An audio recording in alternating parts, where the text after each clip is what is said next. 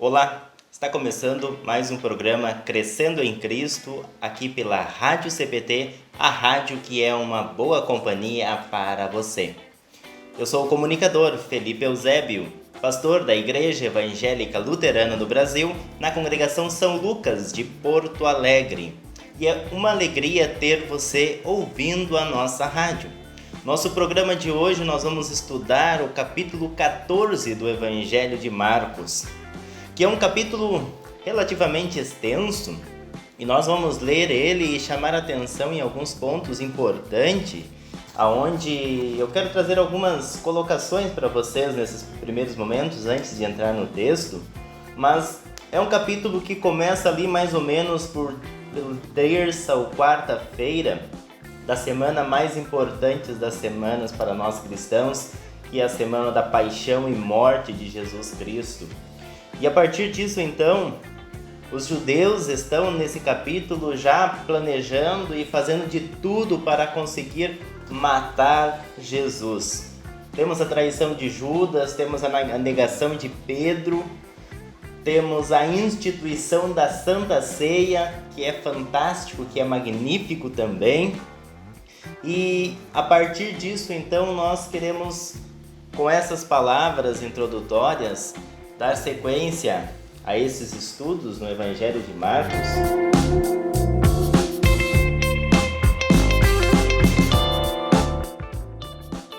Lembrando que o capítulo de hoje, então, é o capítulo 14, aonde eu vou lendo e fazendo alguns comentários com vocês. Faltavam 2 dias para a festa da Páscoa e a festa dos pães sem fermentos. Os chefes dos sacerdotes e os mestres da lei procuravam um jeito de prender Jesus em segredo e matá-lo. Eles diziam: "Não vamos fazer isso durante a festa, para não haver uma revolta no meio do povo." Então, percebemos que estávamos diante da festa da Páscoa para acontecer. Mas que Páscoa é essa? Bem sabemos que não é a Páscoa que nós celebramos hoje, mas é a Páscoa que os judeus celebravam quando eles lembravam a vitória de ter saído da escravidão do Egito.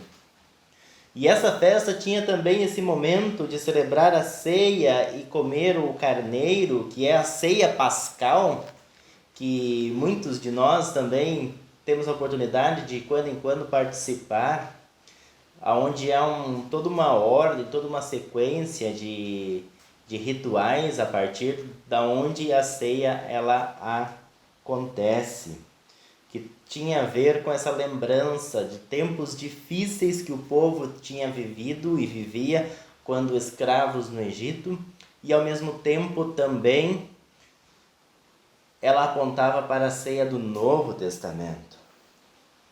Continuando a nossa leitura do texto. Jesus estava no povoado de Betânia, sentado à mesa na casa de Simão o leproso. Então uma mulher chegou com um frasco feito de alabastro, cheio de perfume de nardo puro, muito caro. Ela quebrou o gargalo do frasco e derramou o perfume na cabeça de Jesus. Alguns que estavam ali ficaram zangados e disseram uns aos outros: "Que desperdício!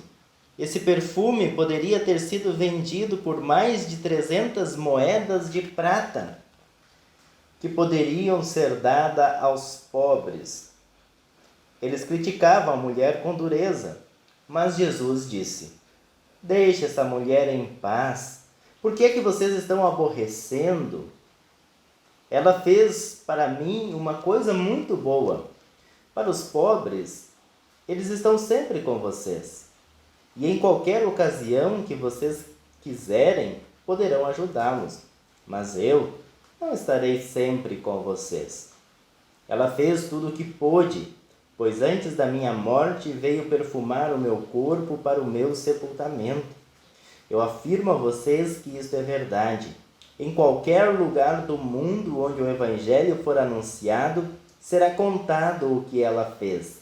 e ela será lembrada. Um destaque desse momento, desse episódio, Jesus então está na casa de Simão, um leproso, que possivelmente ele teria curado. E nesse momento chega então uma mulher e derrama nos pés de Jesus um perfume caríssimo. E os discípulos logo ficam pensando no dinheiro. Poderíamos fazer determinada coisa, nesse caso, ajudar aos pobres. Mas o que Jesus chama a atenção aqui? Na atitude daquela mulher. Aquela mulher demonstrou o valor que Jesus tinha para ela. Demonstrou o amor que ela tinha para com Jesus. Ela fez isso através de gesto, numa situação e num momento muito decisivo da vida de Jesus. Continuando a nossa leitura do texto. Judas Iscariotes, que era um dos 12 discípulos, foi falar com os chefes dos sacerdotes para combinar como entregaria Jesus a eles. Quando ouviram o que ele disse, eles ficaram muito contentes e prometeram dar dinheiro a ele. Assim, Judas começou a procurar uma oportunidade para entregar Jesus. Nós bem sabemos que Judas já havia sido alertado, que Jesus já tinha anunciado, iria anunciar novamente e falar do traidor, mas Judas se deixou levar. O que é importante nesse texto, nesse contexto? Que mesmo que Judas tenha sido deixado levar pela questão do dinheiro ou qualquer coisa do tipo, nós não podemos deixar com que os nossos olhos de raiva, de rancor, caiam sobre Judas. Porque, na verdade, tudo estava dentro de um plano. E se nós quisermos aprender alguma coisa com Judas, aí sim, nós podemos perceber que nem sempre uma quantia em dinheiro é mais importante que qualquer outra coisa. Seguindo o nosso texto, no primeiro dia da festa dos pães sem fermentos, em que os judeus matavam carneirinhos para comerem a Páscoa, os discípulos perguntaram a Jesus: onde é que o Senhor quer que a gente prepare o jantar para o Senhor? Então Jesus enviou 2 discípulos com a seguinte ordem: vão até a cidade e lá irá se encontrar com vocês um homem que estará carregando um pote de água.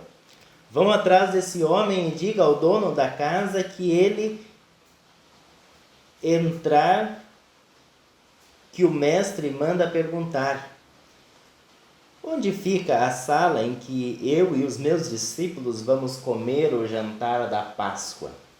Então ele mostrará a vocês no andar de cima uma sala grande, mobiliada e arrumada para o jantar. Preparem tudo ali para nós.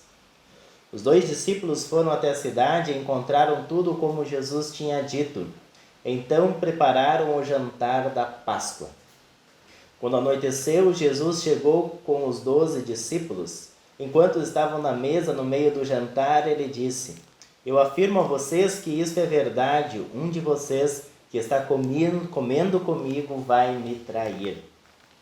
Eles ficaram tristes e um por um começaram a perguntar: o Senhor está achando que sou eu?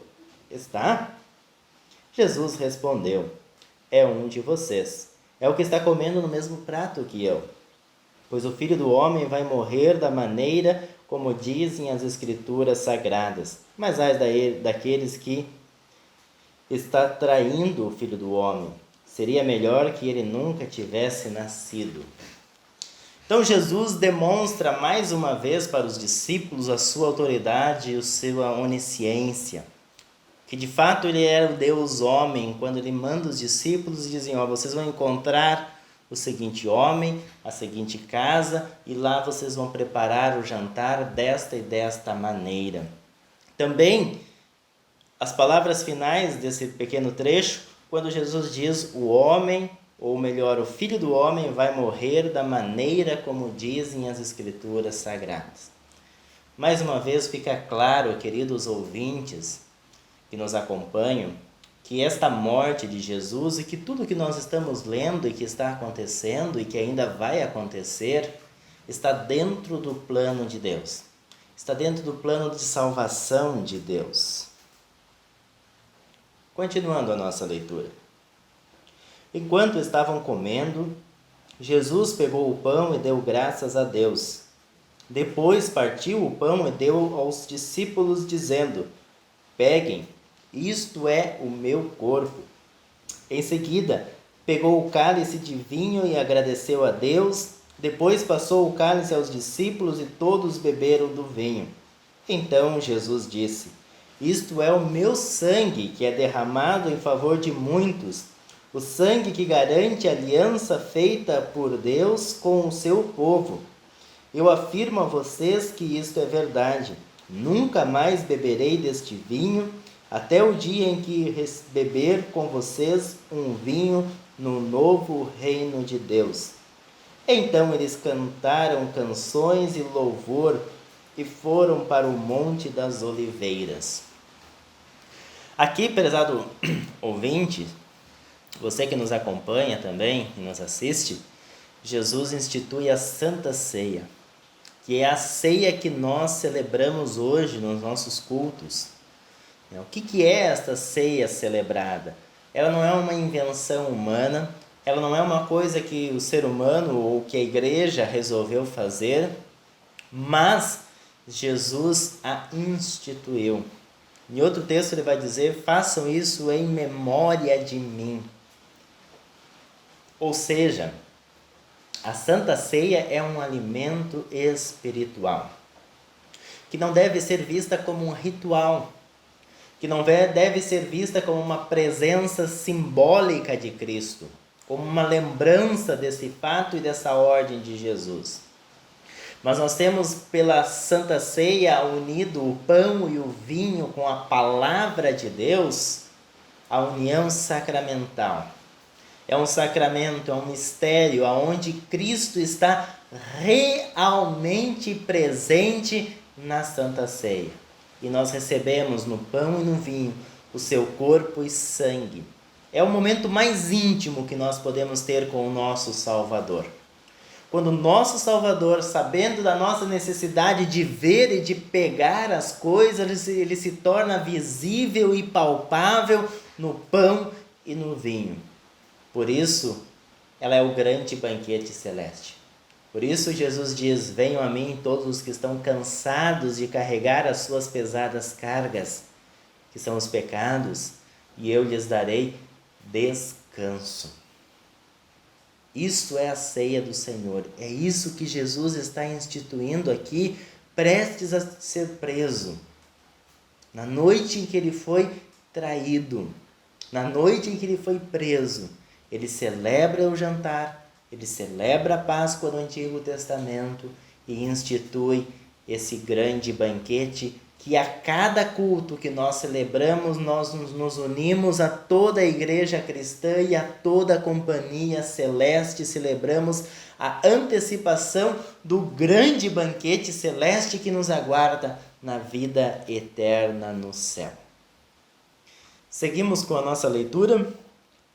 E Jesus disse aos discípulos: todos vocês vão fugir e me abandonar, pois as Escrituras sagradas dizem: matarei o pastor e as ovelhas serão espalhadas. Mas, depois que eu for ressuscitado, irei adiante de vocês para a Galiléia. Então Pedro disse a Jesus: eu nunca abandonarei o Senhor, mesmo que todos o abandonem. Mas Jesus lhe disse: eu afirmo a você que isto é verdade. Nesta mesma noite, antes que o galo cante 2 vezes, você dirá 3 vezes que não me conhece. Pedro repetia com insistência: eu nunca vou dizer que não o conheço, mesmo que eu tenha de morrer com o Senhor.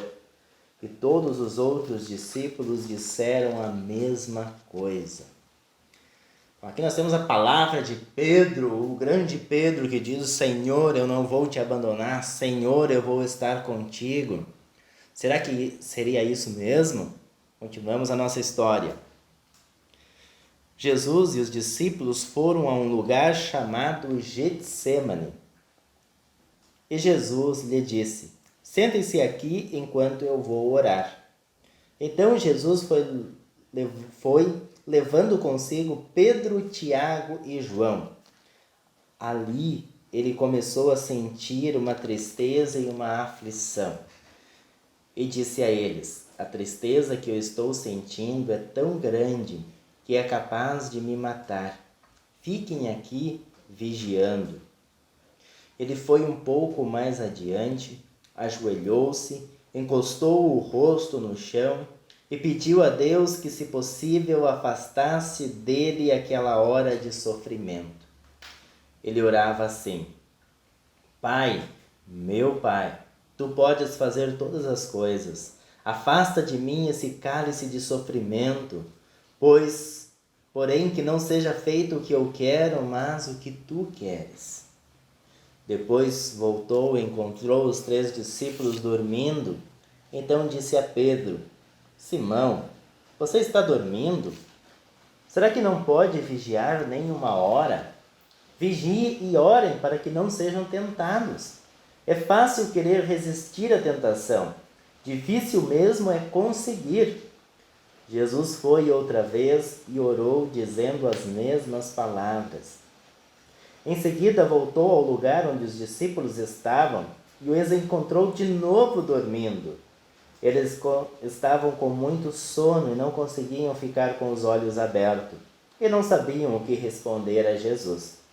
Quando Jesus voltou pela 3ª vez, Jesus perguntou: Ainda vocês estão dormindo e descansando? Basta! Chegou a hora e o Filho do Homem está sendo entregue nas mãos dos maus. Levante-se e vamos embora. Vejam que aí vem chegando o homem que está me traindo. Então Jesus se afasta. Há momentos de solitude de Jesus. Há momentos em que ele leva consigo alguns.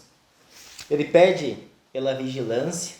E aí nós precisamos lembrar da vigilância que nós precisamos ter também espiritualmente em nossa vida, para que nós também não sejamos tentados, para que nós não durmamos na nossa fé, para que nós não nos acomodemos, mas continuemos crendo e confiando em Jesus.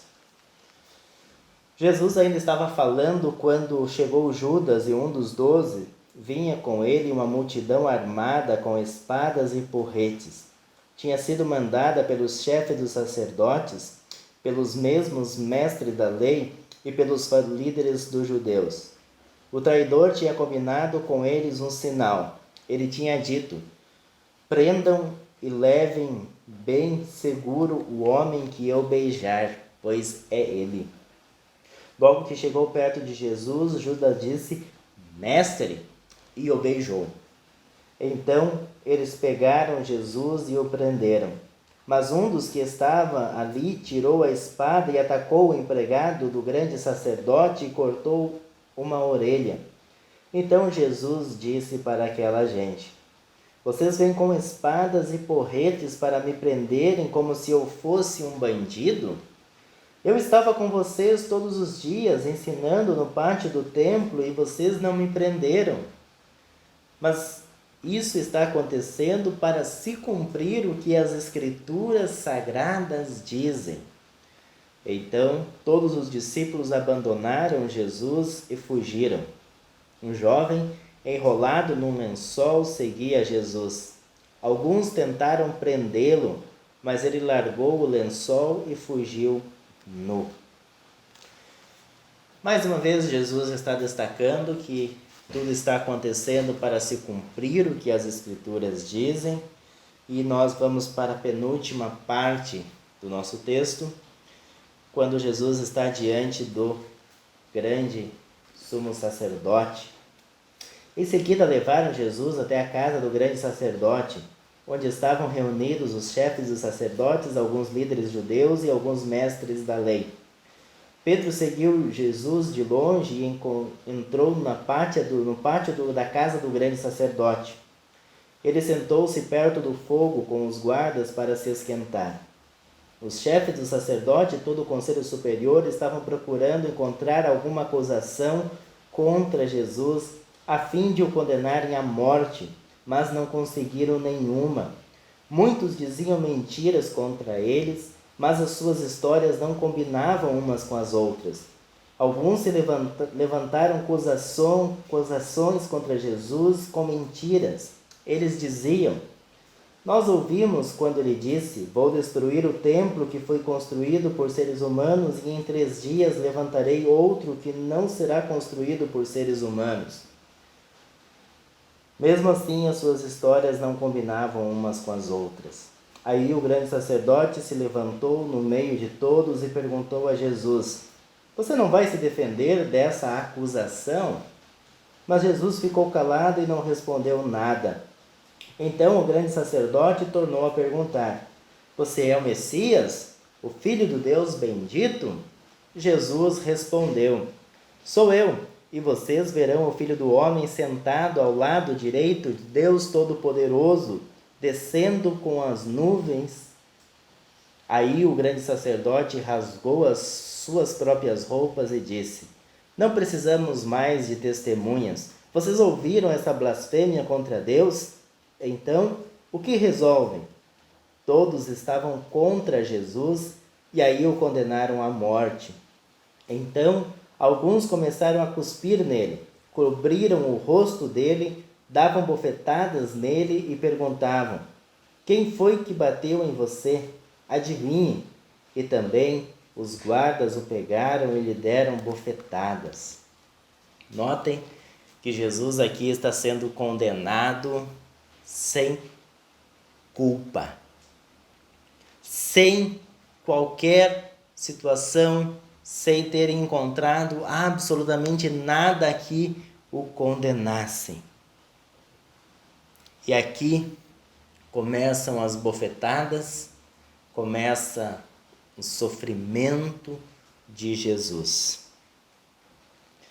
E o capítulo termina justamente falando daquilo que Jesus havia alertado a Pedro. Pedro ainda estava lá embaixo no pátio quando apareceu uma das empregadas do grande sacerdote. Ela viu Pedro se esquentando perto do fogo, olhou bem para ele e disse: você também estava com Jesus de Nazaré. Mas ele negou, dizendo: eu não conheço. Não sei do que você está falando. E saiu para o corredor. Naquele momento, o galo cantou. Quando a empregada viu Pedro ali, começou a dizer aos que estavam perto: este homem é um deles. Mas ele negou outra vez. Pouco depois, as pessoas que estavam ali disseram de novo a Pedro: não há dúvidas de que você é um deles, pois você também é da Galileia. Aí Pedro disse: juro que não conheço esse homem de quem vocês estão falando. Que Deus me castigue se não estou dizendo a verdade. Naquele instante, o galo cantou pela 2ª vez e Pedro lembrou que Jesus lhe tinha dito: antes que o galo cante 2 vezes, você dirá 3 vezes que não me conhece. Então Pedro caiu em si e começou a chorar. Assim termina o capítulo 14 com esse fato de Pedro. E dentre as muitas coisas que a gente pode aprender também desse fato, é o fato de que Pedro não ouviu a Jesus. E como é importante nós ouvirmos a Jesus. Como é importante nós lembrarmos dos ensinos de Jesus, para que possamos evitar cair nas tentações. Mas quando a gente cai, a gente pode voltar os olhos para Cristo, porque tudo isso está acontecendo, e aquilo que vem nos próximos programas, porque Deus amou o mundo e porque Deus amou você. E por amor a você, Ele te perdoa. Que a salvação que você recebeu de Cristo possa ser o seu consolo nesta vida e para a eternidade. Jesus está com você, Jesus ama você e Jesus não julga você, mas perdoe. Ele perdoa. E esse Jesus quer viver contigo a sua vida. Ele já sofreu o seu sofrimento. Ele já pagou pelo seu pecado. Ele já fez tudo isso para te dar perdão, vida e salvação. Confie nele. Busque a ele. Talvez você esteja longe dele. Talvez você esteja distante dele. Mas ainda há tempo. Enquanto houver respiração, enquanto o seu coração estiver batendo, Deus está te dando a oportunidade de buscar esse Senhor e Salvador. Que assim seja. Amém.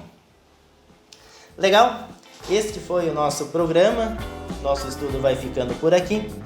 Mas não perca a próxima edição, que irá continuar o texto de Marcos. Essa história não para por aqui, ela continua. E você pode assistir esses e outros programas em nosso Facebook, facebook.com/Rádio da IELB, ou também no YouTube, youtube.com/Rádio CPT. E você pode também baixar esse episódio e ouvir quando e onde quiser em nosso podcast, www.radiocpt.com.br/podcast. Muito obrigado pela sua audiência e não esqueça de divulgar a programação da nossa rádio em suas redes sociais. Leve essa mensagem através da rádio a muitas pessoas, compartilhando, convidando a assistir. Foi um prazer ter estudado a Palavra de Deus com você e estar crescendo na fé em Cristo, junto e ao seu lado. Que Jesus esteja com você e com a sua família. Um grande abraço e até o próximo programa.